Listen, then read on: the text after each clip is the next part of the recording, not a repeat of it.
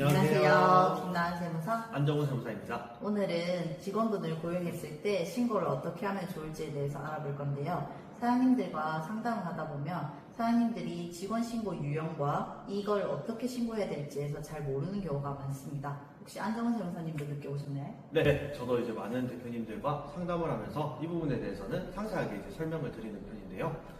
각 신고 대상이 다르고 장단점이 다르기 때문에 고용한 직원의 상황에 맞춰서 올바른 신고가 진행되어야 합니다.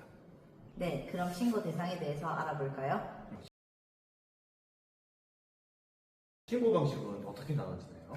신고 방식은 크게 4가지로 나눌 수 있습니다. 정규직 근로자, 일용직 근로자, 3.3% 신고를 하는 프리랜서, 그리고 이제 마지막으로 정규직 근로자 중에 주에 15시간 미만으로 근무한다면 초단시간 근로자 형태로 신고할 수 있는 방법이 있습니다.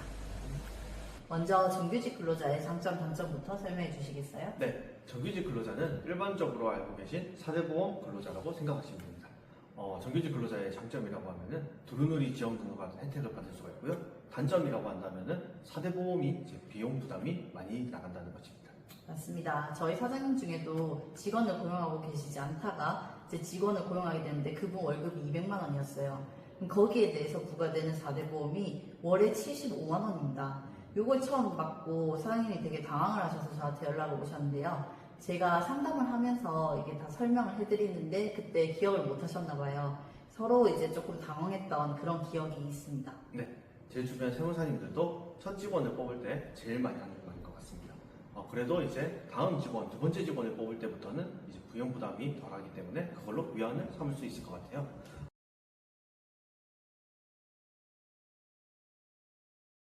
그리고 사례보험을 모두 가입하지 않는 근로자들도 있습니다.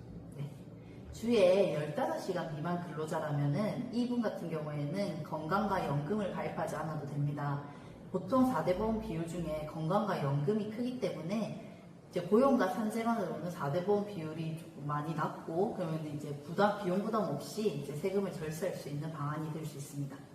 여기서 추가로 이제 드린 말씀은 가족을 만약에 직원을 고용하게 된다면은 연금, 건강 그리고 이제 고용 산재까지 이제 같이 가입을 하지 않으셔도 되고요. 4대 비용 부담 없이 이제 비용 처리를 할 수 있다는 장점이 있습니다.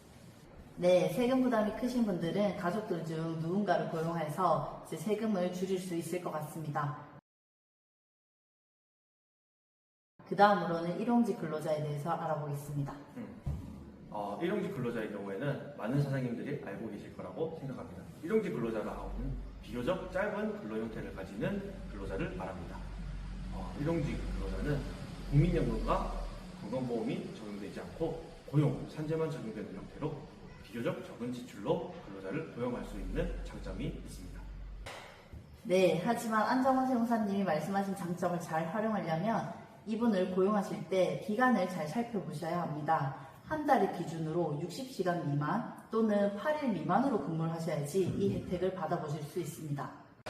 일용직 근로자를 고용하고 신고하실 때에는 반드시 월 60시간 미만 또는 월 8일 미만 근무를 기억하고 계셔야 됩니다. 다음으로는 사업소득에 대해서 알아보도록 하겠습니다. 사업소득자라는 말보다는 프리랜서라는 말을 더 많이 들어보셨을 것 같은데요. 프리랜서는 가장 간편한 신고 방법입니다. 4대 보험은 전혀 부담하지 않고 3.3%의 세금만 국세청에 이제 납부를 하면 되는 형식입니다. 네, 3.3%라는 말은 많이 들어보셨을 것 같아요. 흔히들 알고 계시는 3.3%는 세금을 의미합니다. 급여의 3.3% 중에서 세금을 구하고 이를 세무서에 납부합니다.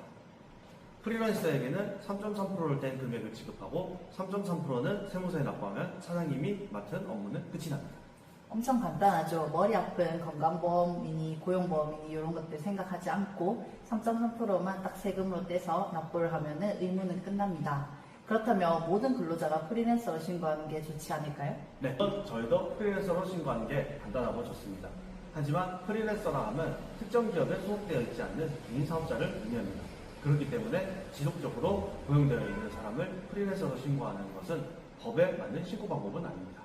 네, 세무사님 말씀하신 이유 때문에 프리랜서로 신고하는 것에 가장 큰 단점이 있습니다. 지속적으로 프리랜서로 신고 시 공단과의 갈등이 발생할 수 있다는 점인데요. 공단이 이제 누구를 프리랜서로 보지 않고 정규직 근로자임을 주장하면 4대 보험이 처음부터 부과될 수 있습니다. 한 달치 4대 보험도 부담스러운데 이제 입사 시점부터 쭉 부담이 된다면은 엄청 큰 금액이 고지될 수 있는 문제점이 있습니다. 네. 특히 음식점, 카페 등 업종은 프리랜서로 신고 시 공단 적발이 많은 업종에 속한다고 볼 수 있습니다. 이를 유의하시고 신고하시길 바랍니다. 근로자 신고 형태를 모두 살펴보았는데요. 사실 현실에는 신고를 하는 근로자보다 신고를 하지 않는 근로자가 더 많은 것 같습니다. 근로자를 신고 없이 고용하면 비용 처리를 받을 수 있을까요? 법의 관점에서 보면 근로하지 않은 신고자는 비용 처리를 하면 안 됩니다. 하지만 세금은 많이 나오고 비용이 부족하다면 어쩔 수 없이 이렇게 되는 게 미신고된 근로자 인건비인데요. 결과적으로 미신고 인건비는 적법한 경비로 인정되지는 않습니다. 적법한 경비가 아닌 증빙 없는 경비로 보기 때문에 추후 세무서에서 소명 요청이 올 수 있습니다. 소명 요청이 온다면 근로계약서나 송금 내역, 그 사람의 주민등록번호 등 번거로운 상황이 발생할 수도 있습니다. 또한 급여 신고 의무를 이행하지 않았기 때문에 이에 대한 벌금이 부과될 수도 있습니다. 간혹 미신고된 인건비가 비용으로 인정되지 않는 경우도 있으니 직원을 고용하시면 반드시 신고하시는 것을 추천드립니다. 네, 여기까지 정규직 근로자, 초단시간 근로자, 일용직 근로자, 프리랜서, 미신고 시 인건비까지 살펴보았습니다. 인건비는 세금을 줄일 수 있는 가장 큰 요소 중에 하나입니다. 외주머니에서 돈은 나가는데 세금 처리는 못하면 너무 억울할 것 같지 않나요? 꼭 대표님 상황에 맞는 신고 방법을 진행하시길 바랍니다. 네, 오늘은 여기까지 하고 다음 시간에는 사장님들께 좀 더 유용한 세금 상식을 가지고 오도록 하겠습니다. 감사합니다.